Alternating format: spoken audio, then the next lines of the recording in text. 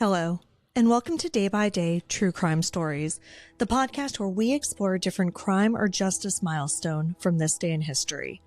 I'm your host, Kona Gallagher, and today is February 22nd. Today we're traveling all the way back to 1946 to the Twin Cities of Texarkana, which sit on the border of Texas and Arkansas.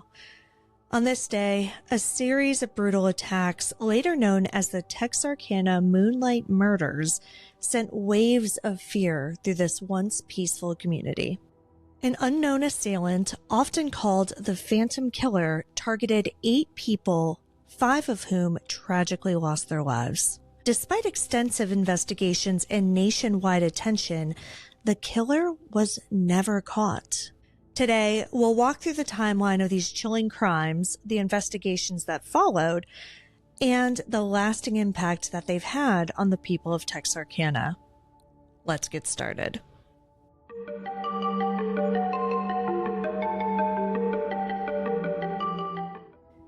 Texarkana in 1946 was a bustling region recovering from the aftermath of World War II. The Twin Cities, divided by the state line, were home to a close-knit community where residents felt secure in their daily routines. But everything changed on a cold February night when the first attack shattered the community's sense of safety and ignited a sense of fear that would grip the city for months. It all started on a Friday night, February 22nd. Jimmy Hollis, 25, and his girlfriend, Mary Jean Leray, 19, parked their car on a secluded road, a spot known to locals as Lover's Lane. It was a place where couples could enjoy some privacy.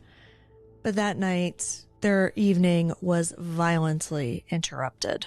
At around 11:45 p.m., a man approached the driver's side window. His face was hidden beneath a white cloth mask with only 2 holes cut out for eyes.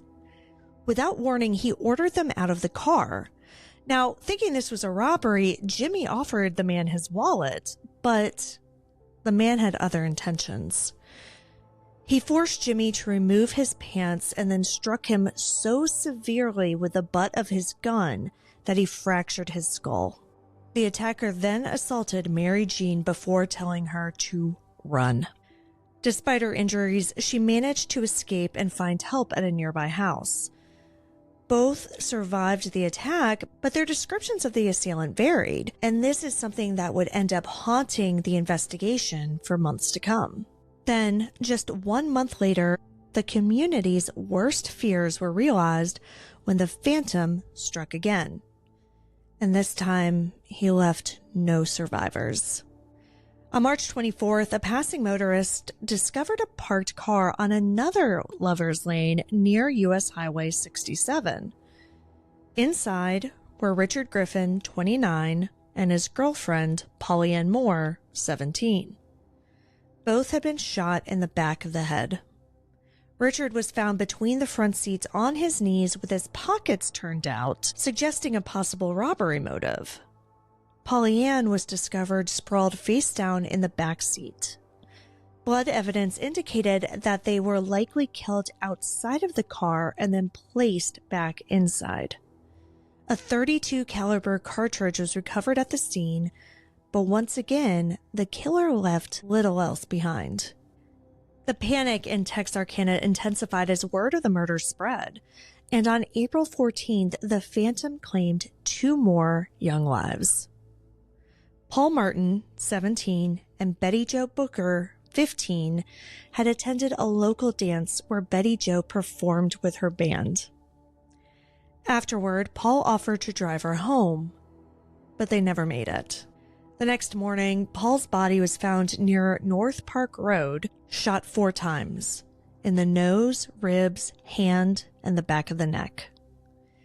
2 miles away, Betty Jo's body was found behind a tree, shot twice, once in the chest and once in the face. The same .32 caliber pistol had been used in both murders. Betty Jo's saxophone was missing, which just added another layer to the mystery. Weeks later, the instrument was discovered hidden in the woods, but unfortunately, it provided no further clues. These attacks sent shockwaves through the community, and the realization that a serial killer was on the loose left residents terrified to leave their homes. The Phantom's final attack broke the established pattern. Instead of targeting a young couple in a secluded spot, he struck at the home of Virgil Starks, 37, and his wife, Katie, 36. On the evening of May 3rd, Virgil was sitting in his living room reading a newspaper when 2 shots fired through a closed window struck him in the back of the head, killing him instantly. Hearing the glass shatter, Katie rushed to help her husband, only to be shot twice in the face. Incredibly, despite her injuries, she managed to not only survive, but escape and run to a neighbor's home for help. Unlike the previous attacks, this one involved a .22 caliber rifle rather than a pistol. The change in location, weapon, and victim profile puzzled investigators who really couldn't determine if it was the work of the same killer or a copycat.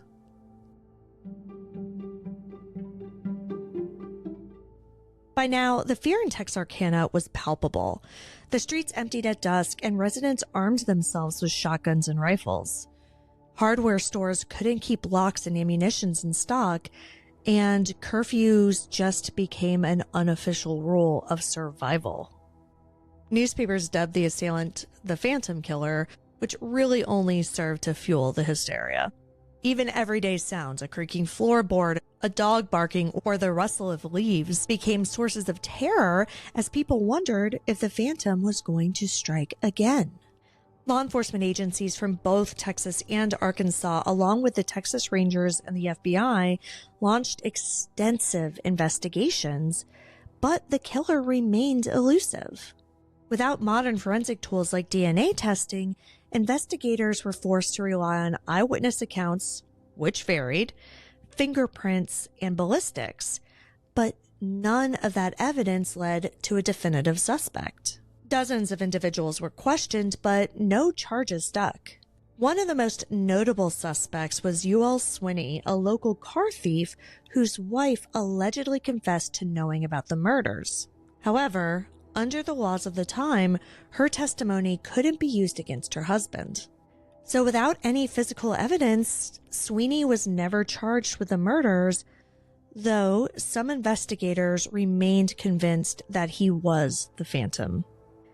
Despite extensive efforts, the investigation gradually slowed, with the identity of the Phantom Killer slipping through the cracks of history. Though the attacks stopped after May 1946, the fear they instilled lingered in Texarkana for years. Parents warned their children never to stay out after dark, and lovers' lanes were all but abandoned. The case became a part of local folklore, a cautionary tale that was just passed down through generations. In 1976, the murders inspired the cult horror film The Town That Dreaded Sundown, which fictionalized the events and solidified the Phantom Killer's place in pop culture. Decades later, the movie's influence still echoes in Texarkana.